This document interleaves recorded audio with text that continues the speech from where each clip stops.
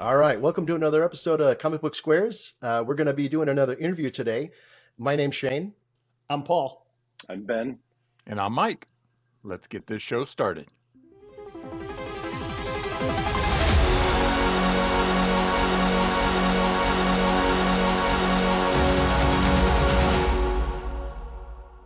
All right, well, yeah, let's get started.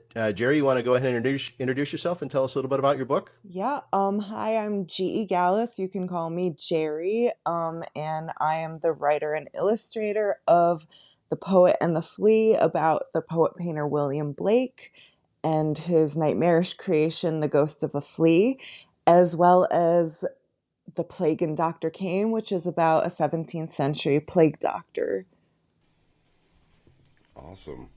Also, I know, just so our viewers know, we tried this once before, but so for us, we're asking some of the same questions, but for the viewers, they'd be new for you guys. But I wanted to ask, how did you get started into comics? Because this was obviously like mixing poetry and kind of a graphic element, obviously. So, how did you get into deciding to do comics? Yeah, I've just been really writing and illustrating for as long as I can remember. Like in elementary school, I was always coming up with my own characters and making stories for them. And I really did my first full-length comic. It was about 80 some pages in high school and self-published that before self-publishing was really a big thing. And it was actually hard to find like a printer who would do it, which was interesting. Not so much now, like it's much easier now. Yeah. And so, yeah, I just kind of have always been into literature and, visual art and different history and culture. And so I kind of came across William Blake, as a crossroads between Dante, like the Divine Comedy, as well as Allen Ginsberg, the Beat poet. They're kind of all interconnected. And I saw The Ghost of a Flea, which is an incredible and bizarre painting.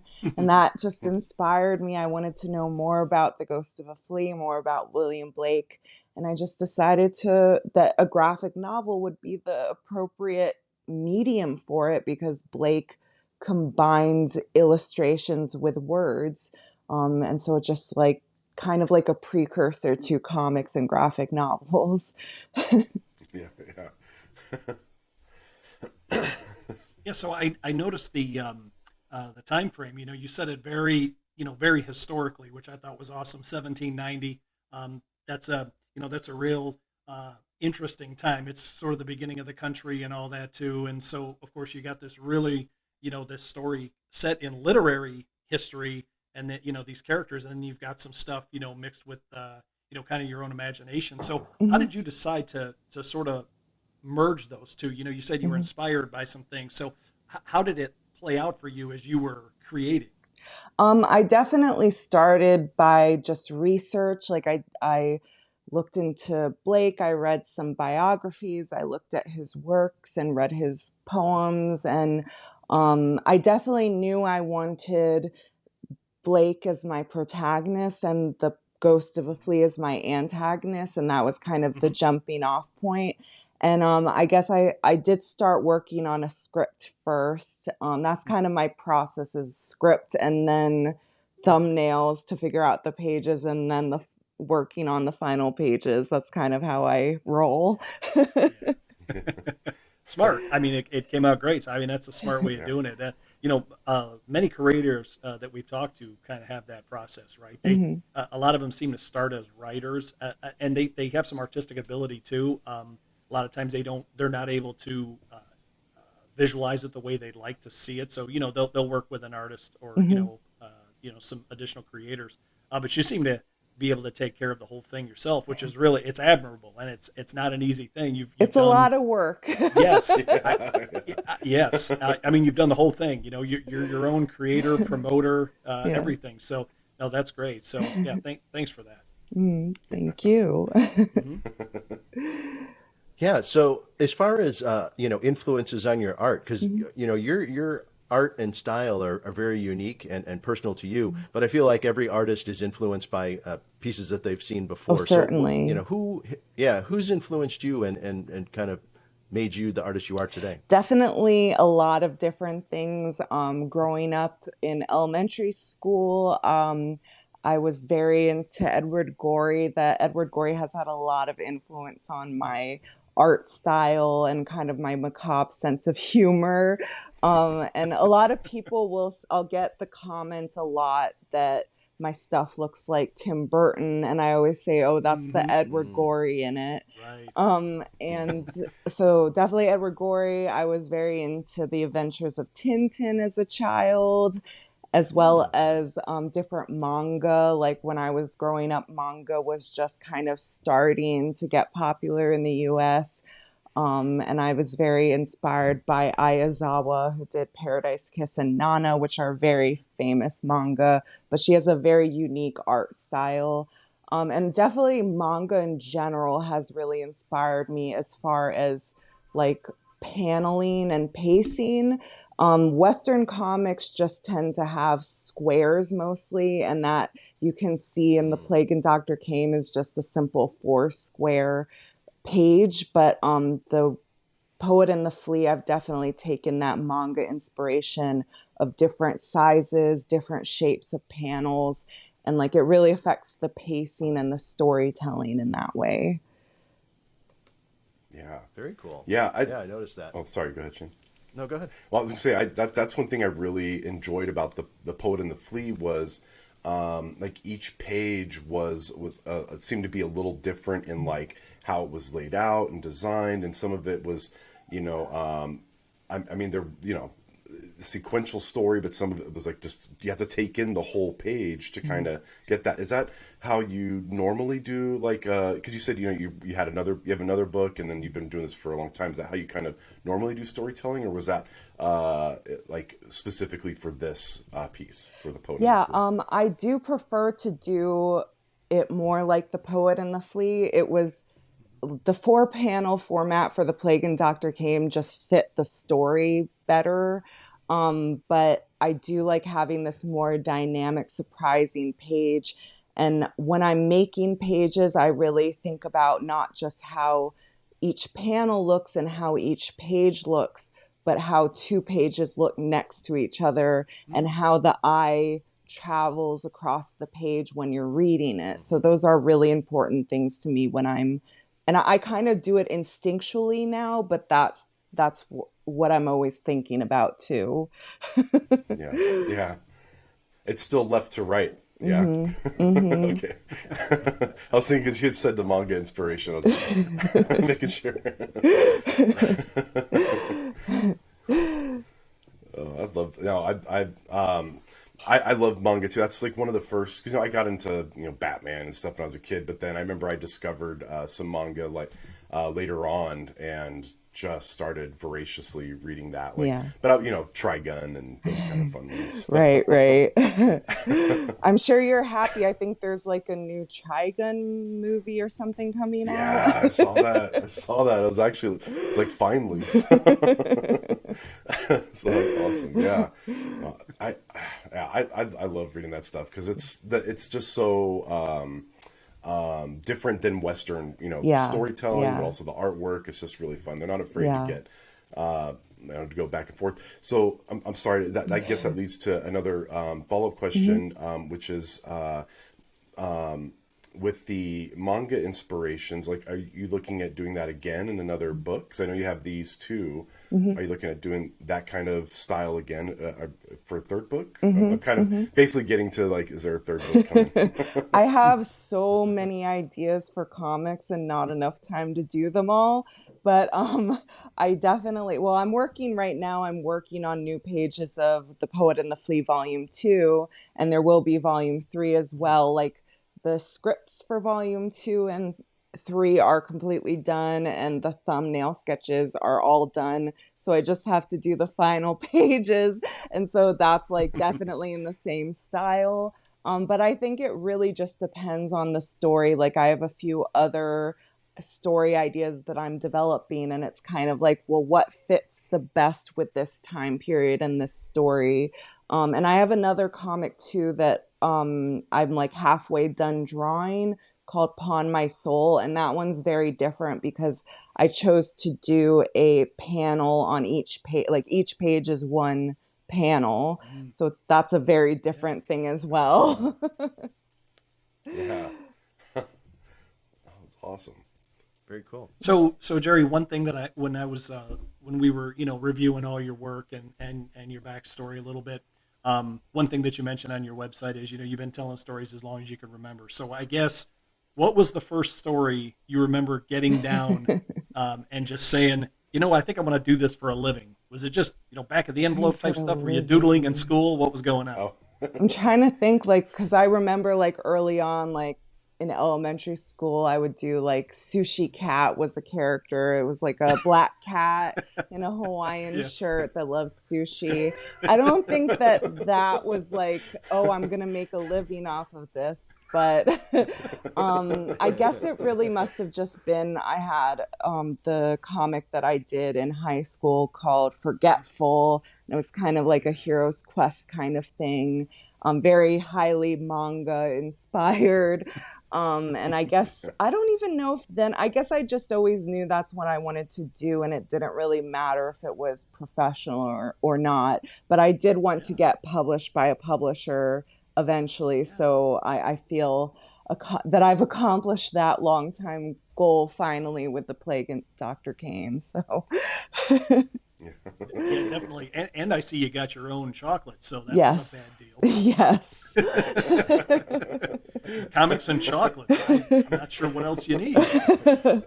Yeah. It's if people don't like my comics, then hopefully they'll like my chocolate. So.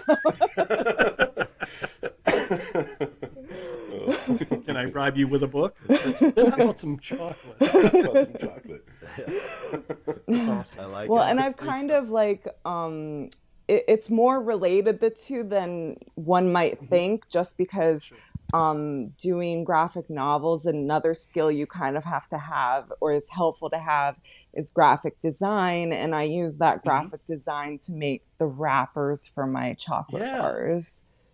That's awesome. Oh, there you go. So you're doing all that yourself too, then? Yes, I basically am a jack of all trades when it comes to my chocolate, but I do at least get help as far as I have a chocolate factory in Chantilly, Virginia, that helps me make all of the bars, and they're really cool. It's all bean to bar, so they import the cacao pods from various countries, including Brazil is the main source now.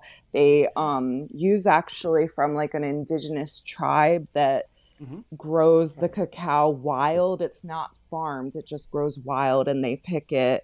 And apparently the owners of the chocolate factory are going down to Brazil next month to help bring in the harvest. So it's really cool. And it tastes really good. That is very cool. Well, with chocolate, I'm sure it tastes good. Yeah, That's awesome. Yeah, Very unique. I love that. Entrepreneur here. Yeah, yeah. Well, one thing I wanted to ask about is, we've talked to a lot of different artists, and some people are doing some different things with the art form of comic books, and they've mentioned that sometimes it's a bit of a challenge when you're not doing traditional superhero stuff to get your stuff out there. How are you getting your work out to the people and making them aware of what you're It's doing? always an experiment.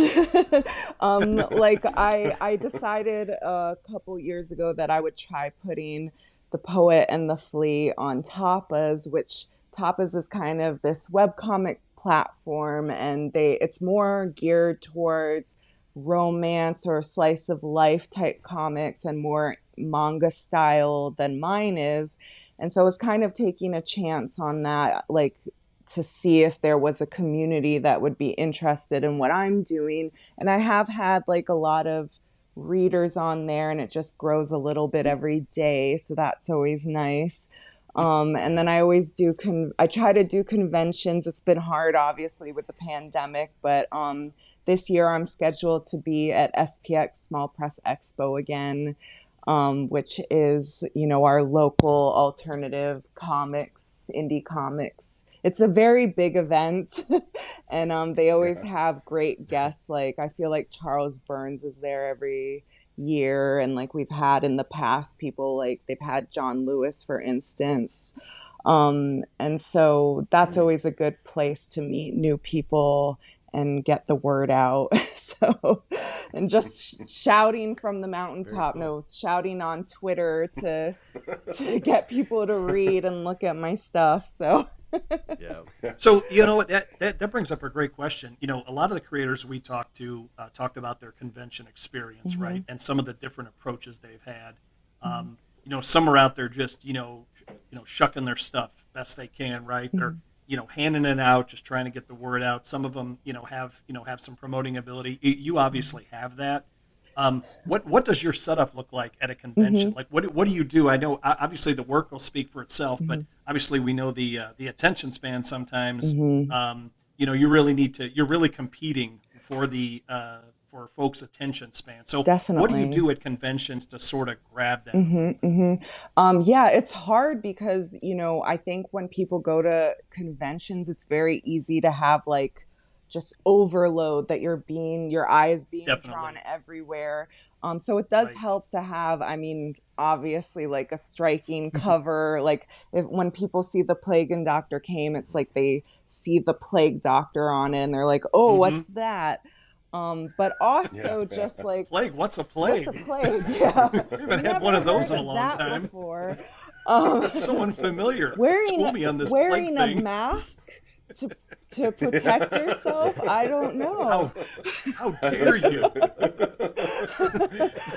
So something that I've developed over the years, like it's always like trial and error, and I'll just try different things. But one thing that I've noticed that helps is just handing out free stuff, whether that's like a business card or a sticker or whatever it is. Yeah. Some people, like, it's been interesting because if you try to give them a postcard, people don't know what to do with it. It's like too big for them. They're like, I don't want this.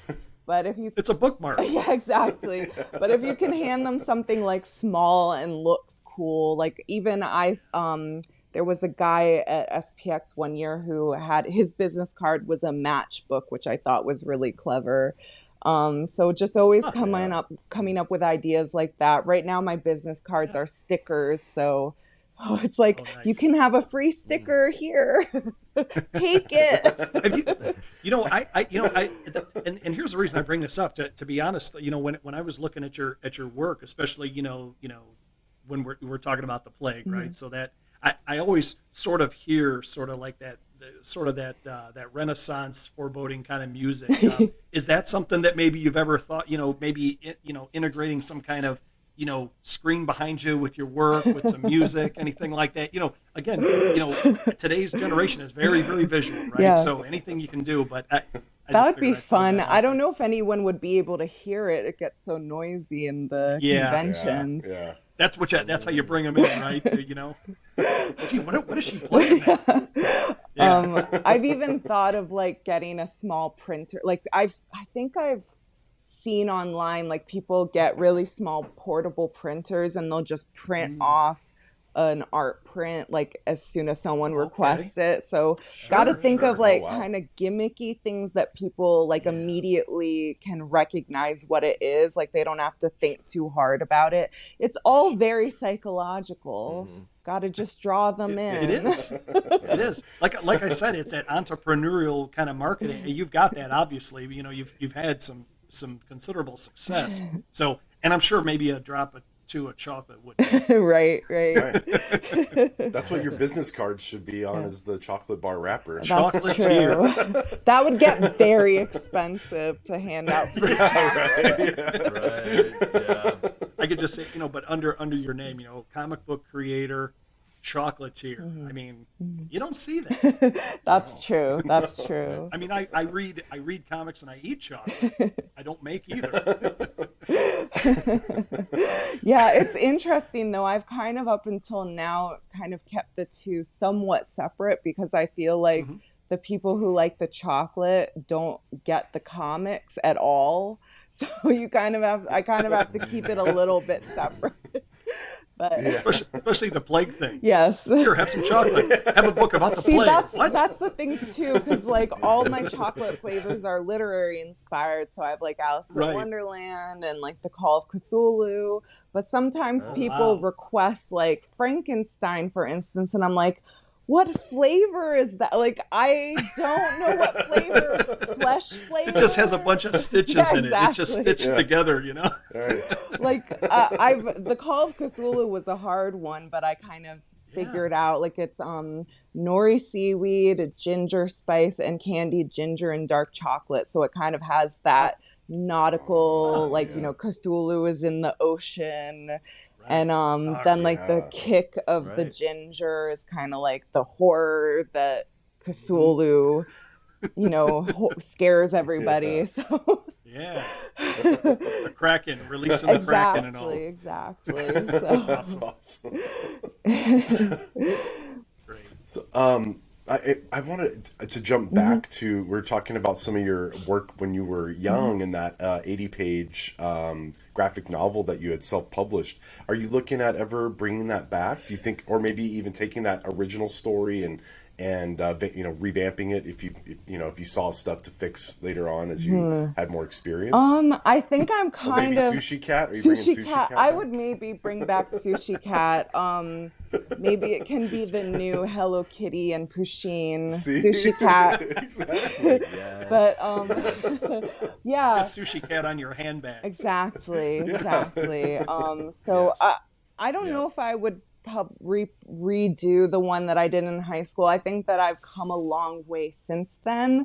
But I do Yeah. always like the hero's quest and like Joseph Campbell's A Hero with a Thousand Faces is Hmm. always kind of my starting point. It's the foundation of my storytelling. So, you know, it's in Yeah. all the work that I do. So like even the poet and the flea and the plague and Dr. Caim, there is that hero's quest quality to it. But I don't think I would. I'm a little embarrassed by my original comic, so I I don't know. know that I would go back to it. Yeah. Not at all. That's the one thing. People are always interested in an origin story, right? Yeah, You had to get started somewhere. that's true. That's Yeah. true. Maybe a director's cut. Yeah, Right. yeah. That's funny. Well, Mhm.